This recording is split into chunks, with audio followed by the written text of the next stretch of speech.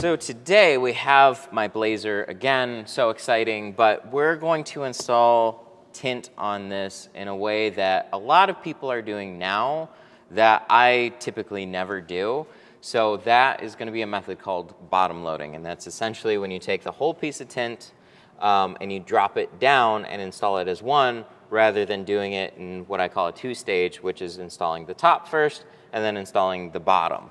So in order to do that, we need to pull out the seal, and that is going to be like the number one thing that is going to trip you up. If you know how to do that, then you're not going to have any problems doing it this way. I never learned doing this on most vehicles, so I go to what is the easiest and installing it the way that I do it, especially on a car like this with looser panels. It's a little bit more straightforward, so I never felt like I need to pull seals on something like this. So, being that I've never done a bottom load on this one, the first thing that I'm going to do is actually go to YouTube, and I'm going to see what I need to do. 2020 Blazer door panel. So a lot of these videos are going to be for speakers, which is really nice. So there's a few different reasons why you would want to remove the door panel. There's what looks like a little spot here, or potentially over here. Oh yeah, you got a cover right here that we might have to take off. Little cover right here, that probably needs to be taken off too. And then the whole door panel will then pop off. And then you can get to the seal. Now the thing about window tinting is we don't always have to take the door panel back, so it might be in my best interest to first see if we can pop this door panel back. You know, we might have to remove a screw, but essentially a lot of the seals will pop out. So if it's as quick and easy as just pulling back the seal, then we have a much easier time doing this method that I'm gonna show you, and we don't have to take much apart. So let me roll that down. So I'm gonna just pull back up on here, see if anything wants to happen. I'm gonna say that's a little tight. I don't wanna have to stress out that panel anymore, but essentially we would then pick up the seal if that wanted to do. So we're gonna then try and track down these screws and pull them out, which is kind of the whole learning experience. So the more familiar that you get with taking things apart, you start to learn similarities with certain cars. I don't really have the proper tools to do this, so we're using a flathead, and we're gonna try and get that cover off, which is cool. So we got a little 10 mil bolt. I know enough about cars. Most things are gonna be in 10, 13, or you're gonna need like a flathead, Phillips screwdriver. Just kidding, it's not a 10.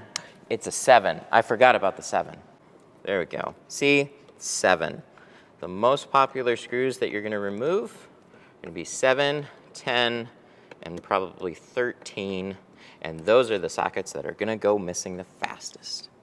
I didn't expect to record this video coming in today, but hey, oh, okay. I thought it was just this part. It's the whole thing. It was a 7. It was just so loose. I didn't feel like it was actually coming out. Okay, so that's a 7. This little hatch here. So you just gotta look for like clever spots. They like to hold screws and whatnot. That's what looks like another little 7 right there. So that should be most of it. And then, now that those are all loosened up, might have to get...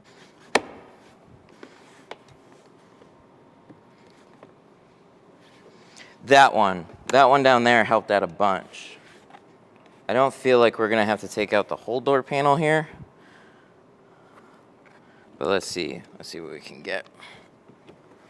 So I'm gonna leave a link in the description for one of these things. This isn't gonna be as necessary on something like this. It just has a nice little hook so you can get a lot of deeper seals and pull them out. Something like this, it's not quite as necessary, but you know, cause it's right there, it's gonna allow me to kind of pull this back and hopefully just grab it. Just pull this whole thing up. There we go. That's what I was hoping for, just a little leverage on it. And then the rest of it should just pop out except for here. This part really doesn't want to come out.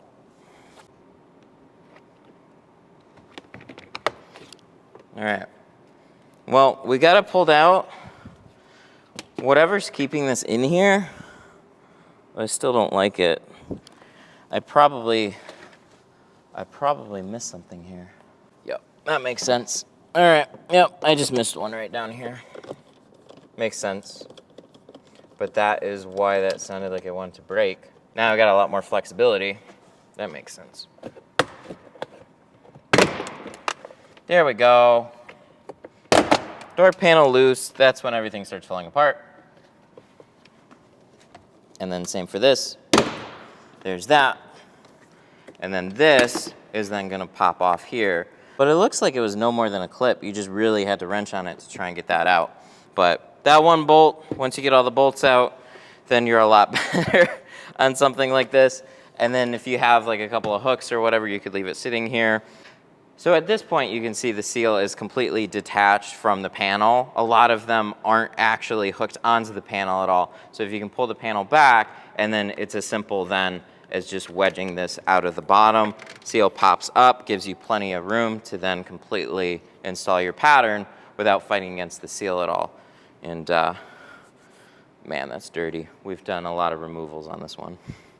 You can cut your pattern to be longer because now you don't have the seal in the way. So that's all of a sudden no longer an obstacle. We can cut this down as far as we really want to go without bumping into any hardware on the inside.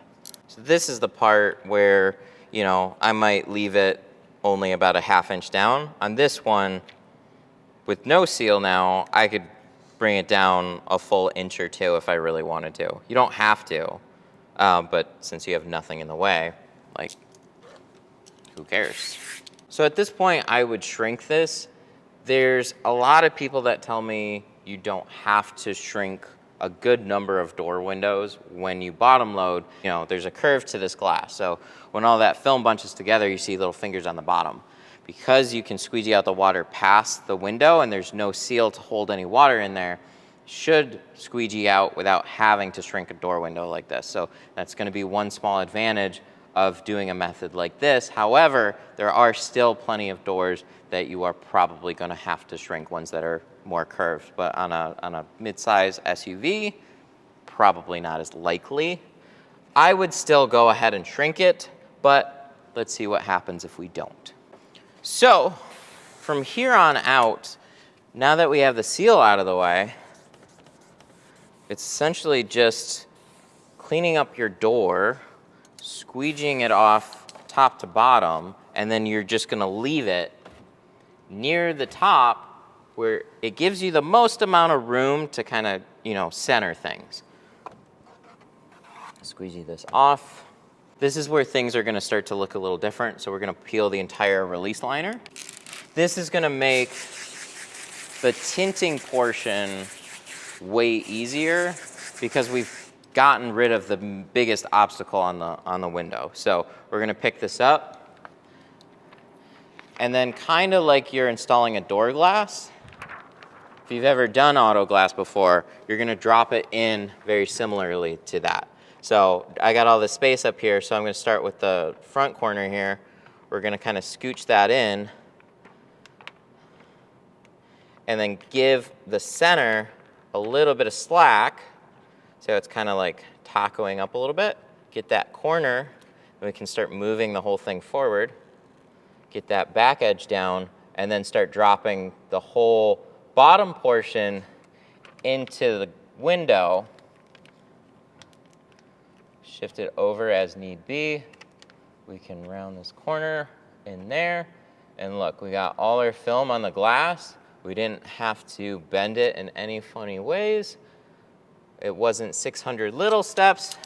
It's really one bigger step to pay attention to. So once you do that, then it's a matter of just centering, squeegeeing it out. Now, because you have your seal out, you can squeegee this out a lot more evenly rather than starting at the top and moving your way to the bottom. That's also gonna help prevent any fingers popping up, but you're still gonna run into windows that you should probably shrink.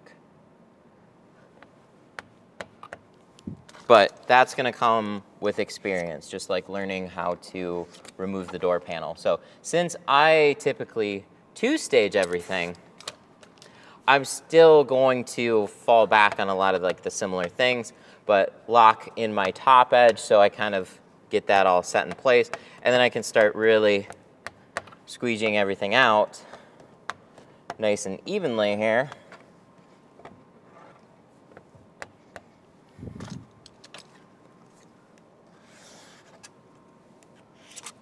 And then I can go ahead and I can roll this back up. Now I've got the rest of this window I can just get to. No tucking. Easy peasy. So unfortunately we're not done. We've tinted the window, but obviously when we pull this away, we have the door panel that we have to put back on. So putting the seal and the door panel back on, that's just gonna be some extra time. Now, when you get really proficient at doing this, this is just easy peasy, right? A couple minutes to take a door panel off, a couple minutes to put it back on.